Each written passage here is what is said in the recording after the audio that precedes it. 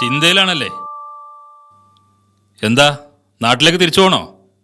സാരമില്ല, കുറച്ച് ദിവസം കൊണ്ട് എല്ലാം ശരിയാവും. സ്വയം മനസ്സിനെ നിയന്ത്രിക്കുക. ഞാൻ ഏതായാലും ഒന്ന് പോവുകയാണ്. ഞാനിനി മടങ്ങുന്നത് പാതിരാത്രി കഴിഞ്ഞിട്ടായിരിക്കും. ഈ റൂമിൽ ഇനി നീ കാണാത്ത 5-6 പേര് കൂടി വരാനുണ്ട്. അല്ലെങ്കിൽ നിനക്കിവിടെ തങ്ങായിരുന്നു. രാത്രി യൂസഫ്ക്ക വരും. തൽക്കാലം നീ യൂസഫ്ക്കയുടെ കൂടെ തങ്ങ്. ഞാൻ ഇടയ്ക്കൊക്കെ അങ്ങോട്ട് വരാം കേട്ടോ. ജോലിക്ക് ഞാൻ ശ്രമിക്കാം.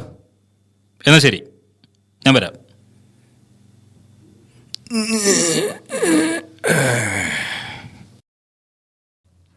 ഭക്ഷണം കഴിച്ചോ? ഇന്ന് ജോലിക്കൊന്നും പോകുന്നില്ല? എന്തേ ജോലി? ഈ വിസ കണ്ടുപിടിച്ചാൽ ഞെക്കി കൊല്ലണം.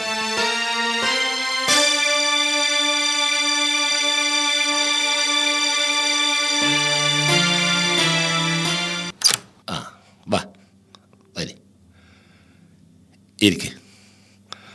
10-12 വർഷമായിട്ട് ഞാൻ ഈ മുറിയിലാ താമസം. പിന്നെ മുറിയൊക്കെ ഇങ്ങനെ അലങ്കോലപ്പെട്ടിട്ടാണ് കിടക്കണത്. എന്താ ചെയ്യുക, ഭാര്യയൊന്നും ഇല്ലല്ലോ ഇവിടെ.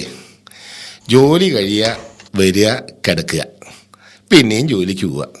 ഇതാണ് എല്ലാ ഗൾഫുകാരെയും അവസ്ഥ. കുറച്ച് കഴിയുമ്പോൾ നിനക്കും ഇതൊക്കെ മനസ്സിലാവും.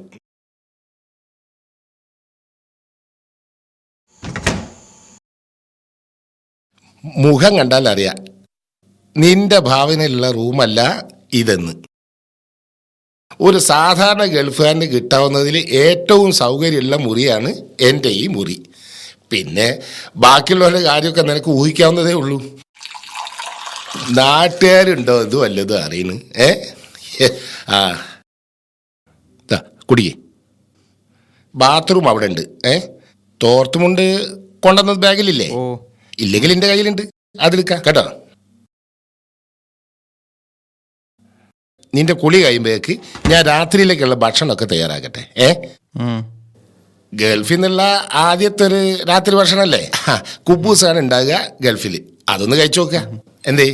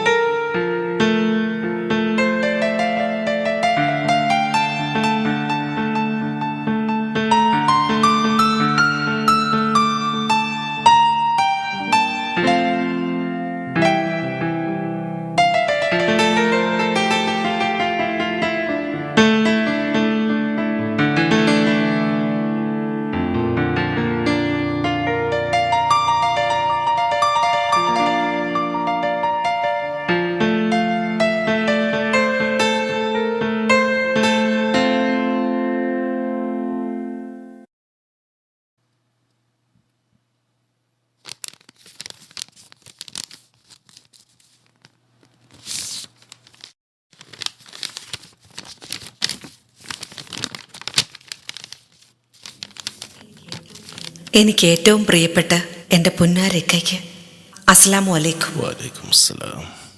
നിങ്ങൾക്ക് സുഖമല്ലേ? അസുഖങ്ങളൊന്നും വരാതിരിക്കാൻ 5 നേരവും ഞാൻ പ്രാർത്ഥിക്കുന്നുണ്ട്. ഇവിടെ ഞങ്ങൾക്കൊരു ബുദ്ധിമുട്ടുമില്ല, വളരെ സുഖമാണ്. നമ്മുടെ മക്കൾക്കും. അവരും ഇക്കായ്ക്ക് കത്തെഴുതിക്കൊണ്ടിരിക്കുന്നുണ്ട്. 3 ആളും 3 മൂലയിലാണ്. കുട്ടികളുടെ കാര്യങ്ങളൊക്കെ ഞാൻ പരമാവധി ശ്രദ്ധിക്കുന്നുണ്ട്, നമസ്കാരത്തിൻ്റെ കാര്യത്തിൽ പ്രത്യേകിച്ചും. പിന്നെ നിങ്ങൾ പറഞ്ഞതുപോലെ ഒഴിവു സമയങ്ങളിൽ പുസ്തകങ്ങൾ വായിക്കാറുണ്ട്, പത്രവും വരുത്തുന്നുണ്ട്. പണമൊക്കെ വളരെ സൂക്ഷിച്ചാണ് ചെലവഴിക്കുന്നത്. തയ്യൽ മെഷീൻ വാങ്ങിയതിൽ പിന്നെ 50-100 ഒക്കെ ആയിട്ട് എനിക്ക് കിട്ടാറുണ്ട്. അങ്ങനെയൊക്കെ ആണെങ്കിലും ഇപ്പം ഇവിടെ കാശൊന്നുമില്ല. ഇന്നലെ കുഞ്ഞബിത്തായുടെ 500 രൂപ കടം വാങ്ങി. ആരെങ്കിലും വരുന്നുണ്ടെങ്കിൽ കുറച്ച് കാശ് കൊടുത്തേക്കണേ. കാശ് ആവശ്യപ്പെട്ട് ഒരിക്കലും കത്തെഴുതില്ലെന്ന് ഓരോ പ്രാവശ്യവും തീരുമാനിക്കും. പിന്നെയും എഴുതേണ്ടി വരികയാണ്, വേറെ മാർഗമൊന്നുമില്ല. പിന്നെ പോയിട്ട് 3 വർഷം കഴിഞ്ഞു. ഉടനെ വരുമെന്ന് പറഞ്ഞു എത്ര പ്രാവശ്യമായി കൊതിപ്പിക്കുന്നു. ഇക്കയുടെ പ്രയാസങ്ങളൊക്കെ എനിക്കറിയാം. എങ്കിലും ഉടനെ വരുമെന്ന് തന്നെ പ്രതീക്ഷിക്കട്ടെ. പടച്ചവനെല്ലാം കാണുന്നുണ്ടല്ലോ, എല്ലാ പ്രയാസങ്ങളും തീരും. നമുക്ക് പ്രാർത്ഥിക്കാം. നിർത്തട്ടേക്ക, നിങ്ങൾക്ക് വേണ്ടി പ്രത്യേകം പ്രാർത്ഥിക്കുന്നുണ്ട്. സ്നേഹത്തോടെ ഇക്കയുടെ സ്വന്തം സഫിയ.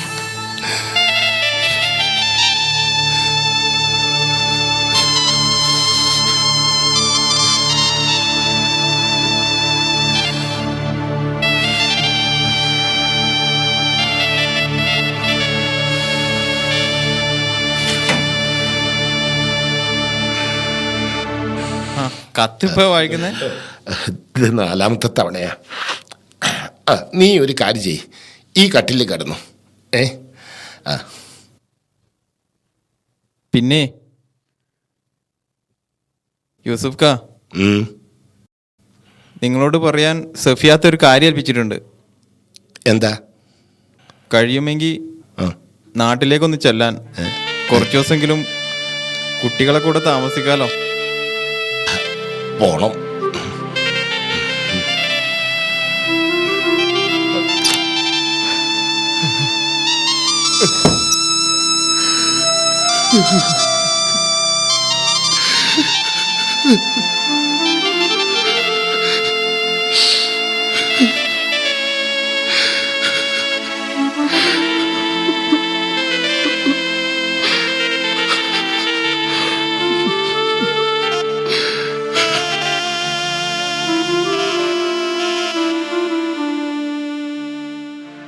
വലിയ ശമ്പളവും സൗകര്യമുള്ള ജോലി കിട്ടിയാലേ പോകുന്ന വാശി പിടിക്കാതെ തൽക്കാലം കിട്ടുന്ന ജോലിക്ക് അങ്ങോട്ട് പോവുക. ആ ജോലിയിൽ ഇരുന്നു കൊണ്ട് അതിനേക്കാളും നല്ല ജോലിക്ക് വേണ്ടി അന്വേഷിക്കുകയും ചെയ്യുക. അതാണ് ബുദ്ധി. ഫ്രീ വിസ ആയതുകൊണ്ട് അതിനൊരു സൗകര്യമാണ്. അല്ലെങ്കിൽ ബഷീറിന്റെ മുറിയിൽ ഒരുത്തൻ കിടന്നുറങ്ങുന്ന കണ്ടില്ലേ, അങ്ങനെ സമയം കളയേണ്ടി വരും. അതാരാ ആള്? ഞാൻ ചോദിച്ചിട്ടൊന്നും പറഞ്ഞില്ല. അത് നമ്മുടെ കോട്ടകൽ കുഞ്ഞിപ്പയുടെ അമ്മായിയുടെ മോനാ. വന്നിട്ട് 11 മാസം കഴിഞ്ഞ്. നിന്നെപ്പോലെ ഫ്രീ വിസക്കാ പോകുന്നത്. കുഞ്ഞിപ്പയെ കണ്ടാണ് വന്നത്. 1500 റിയാൽ ശമ്പളമുള്ള ജോലി അവന് കുഞ്ഞിപ്പ ശരിയാക്കി കൊടുത്ത്. എന്നിട്ട് അവൻ പോയില്ല. അവൻ MA വരെ പഠിച്ചിട്ടുണ്ട് അത്രേ. അതിനനുസരിച്ച് ജോലി കിട്ടാതെ അവൻ പോയില്ല എന്ന്. അത് മാത്രമല്ല, അവന്റെ സ്നേഹിതന്മാരൊക്കെ വളരെ ഉയർന്ന ജോലിയും വലിയ ശമ്പളവും വാങ്ങുന്നുണ്ട്. അതിനനുസരിച്ച് ജോലി ശമ്പളം കിട്ടിയിട്ടില്ലെങ്കിൽ അവന് കുറച്ചിലാണെന്നാ പറയണത്. എന്നാ പിന്നെ നാട്ടിലേക്ക് തിരിച്ചു പോയിക്കൂടെ? വലിയൊരു സംഖ്യ കടം വരുത്തിയിട്ടാ അവിടെ നിന്ന് ഇങ്ങോട്ട് പോന്നിട്ടുള്ളത്. പിന്നെ എങ്ങനെ തിരിച്ചു പോകും? ഗൾഫ് ഒരു വിചിത്ര ലോകമാണ് എൻ്റെ മോനെ. ആഗ്രഹിക്കുന്നതൊന്നും ഇവിടെ സംഭവിച്ചെന്ന് വരില്ല. വിരോധാഭാസങ്ങളാണ് ഇവിടെ സംഭവിക്കുന്നത് മുഴുവൻ. ഭാഗ്യവും നിർഭാഗ്യവും ഒക്കെയാണ് ഇവിടുത്തെ വില്ലനും നായകനും ഒക്കെ ആയിട്ട് വരുന്നത്. നിനക്ക് ഓർമ്മയുണ്ടോ ചേലക്കര സ്കൂളിൽ അദ്രിമ മാഷെ? ആ, ഞങ്ങൾ ഒരുമിച്ച് കുറെ ഫുട്ബോൾ കളിച്ചിട്ടുണ്ട്. ആ, നല്ല ഫുട്ബോൾ കളിക്കാനൊക്കെ ആയിരുന്നു. ഇപ്പൊ അയാൾ ഗൾഫിലാണല്ലോ. ആ, എന്നാ കേട്ടോ, മൂപ്പരിപ്പോ ഇവിടെ ഉണ്ട്. അങ്ങയുടെ കഥ മതി ഞാൻ നേരത്തെ പറഞ്ഞത് ബോധ്യപ്പെടാൻ. 5 കൊല്ലത്തേക്ക് ലീവ് എടുത്ത് ഗൾഫിൽ വന്നതാ. ഒരു കമ്പനിയിൽ ജോലി കിട്ടുകയും ചെയ്ത്. മാഷെ കൊണ്ട് ജോലി എടുപ്പിക്കാൻ ആരാന്നറിയോ? മൂപ്പര ശിഷ്യൻ. ആ, ഈ പറയുന്ന ശിഷ്യൻ നന്നായി പഠിച്ച് റാങ്ക് വാങ്ങിയിട്ടുണ്ടെന്ന വിചാരം. അങ്ങനെയാണെ തിരക്കാടില്ല. അതല്ല എൻ്റെ മോനെ. ശിഷ്യൻ SSLC തോറ്റ് തൊപ്പിയിട്ട് 2ാമത് എഴുതാൻ പോലും മെനക്കെടാതെ നാട്ടിൽ വെറുതെ കിടന്ന് കറങ്ങുമ്പോൾ നാട്ടുകാരും വീട്ടുകാരൊക്കെ കൂടി കയറ്റി വിട്ടത് അങ്ങോട്ട്.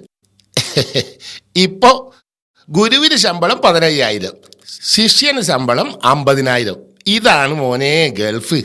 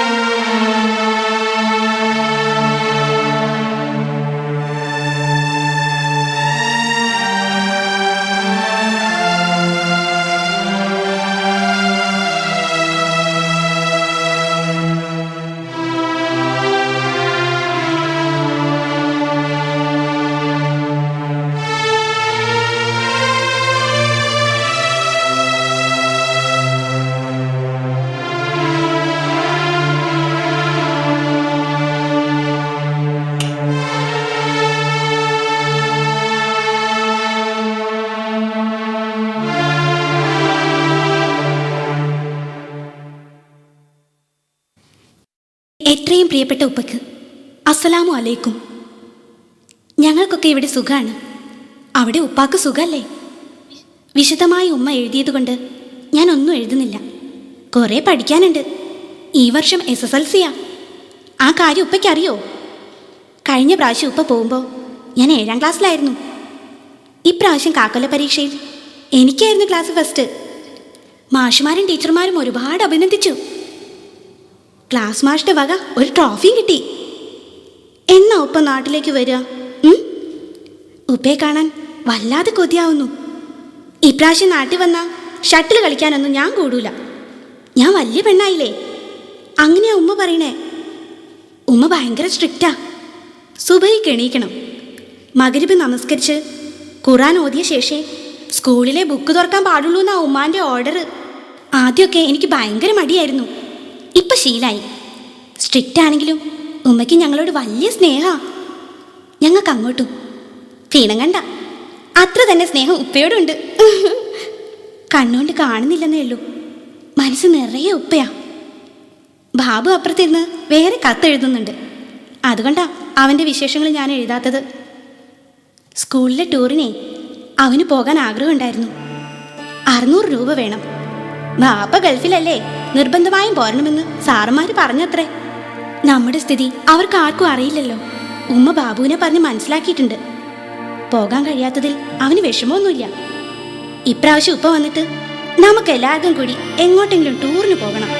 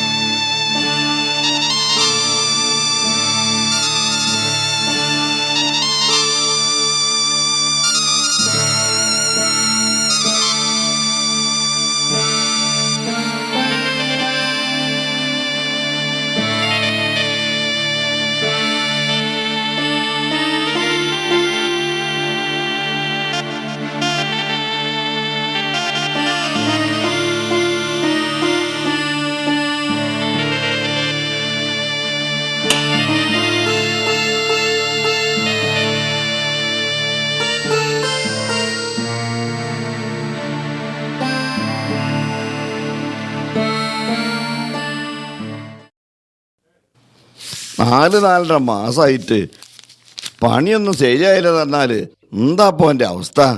ഓനെക്കൊണ്ട് ഇപ്പോൾ നാട്ടുകാരൊക്കെ ഇടങ്ങറായിട്ടുണ്ടാവും. ഇത്തിരി ഒക്കെ ഇടങ്ങാറായി ഓൻ അങ്ങോട്ട് അയക്കണ്ടില്ലേന്നു. ഞമ്മക്കുള്ളത് മതിയെന്നു.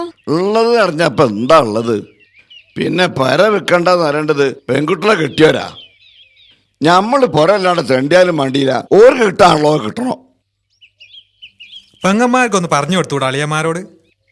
കല്യാണം കഴിഞ്ഞാൽ പിന്നെ പെങ്ങന്മാരൊക്കെ പുയ്യാപ്പിളാരുടെ ഭാഗത്താ, നമ്മളൊക്കെ പുറത്താ. ഇനിയിപ്പം അതൊന്നും പറഞ്ഞിട്ട് കാര്യമില്ല. പെരയും പറമ്പും വിറ്റുപോയില്ലേ. ഏതായാലും ഓനക്ക് മറുപടി എഴുതുമ്പോൾ വിഷമം ഉണ്ടാക്കുന്ന ഒന്നും എഴുതണ്ട. ഇവിടെ എല്ലാവർക്കും സുഖാന്ന് എഴുതിയാൽ മതി. സാഹിനാന്റെ കല്യാണം കൂടി കഴിഞ്ഞിട്ട് പുര വിറ്റിരുന്നെങ്കിൽ ഇത്ര സങ്കടമില്ലായിരുന്നു.